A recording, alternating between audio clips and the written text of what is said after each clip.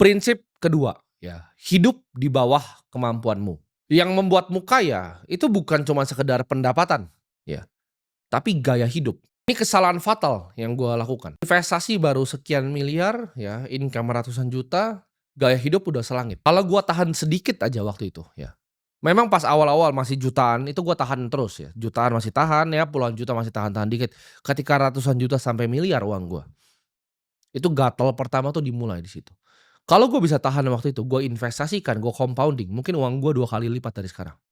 Waktu punya duit sedikit sudah beli beberapa jam tangan Rolex yang murah-murah itu untuk pamer ya, ke teman, ke orang lain, untuk dirasa keren, untuk diakui oleh teman-teman sekitar. Ketika pendapatannya naiknya drastis, nah gaya hidupnya mulai naik drastis juga waktu itu. Di tahap itu adalah gue adalah anak muda yang nggak ngerti untuk membedakan antara mana namanya kebutuhan ya, dan mana yang namanya keinginan. Ini sulit untuk waktu itu gue bedakan. Gue rasa keinginan ini kebutuhan nih, kebutuhan untuk gue pamer, kebutuhan untuk gue cari validasi, kebutuhan untuk gue tunjukin ke semua orang bahwa gue orang paling hebat.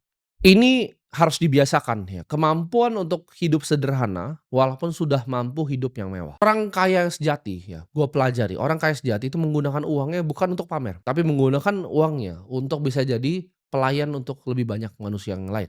Untuk bisa serve, untuk bisa melayani orang lain. Untuk bisa membuat dunia ini jadi sedikit lebih baik. Bukan hanya untuk dirinya. Karena kalau untuk dirinya itu nggak ada habisnya.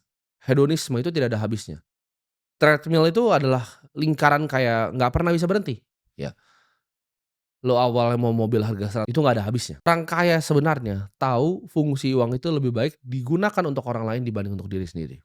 Ingat, iri hati dan impulsif itu adalah musuh dari orang kaya. Ketika sudah punya uang sedikit, akhirnya impulsif. Dan ingat ya di sini ya, hidup yang hemat itu bukan berarti lo adalah orang yang pelit, tapi justru lo adalah orang yang bijak. Jangan hanya beli barang itu untuk pamer, ya, tapi beli barang itu untuk fungsinya. Semakin banyak nanti ke depannya uang yang lo bisa gandakan. Ingat kata-kata gue ini ya, uang yang lu tidak habisin hari ini adalah uang yang lu sisain untuk bertumbuh di masa depan. Jadi lu harus bisa menunda nih. Kesenangan tuh ditunda dulu, bedain mana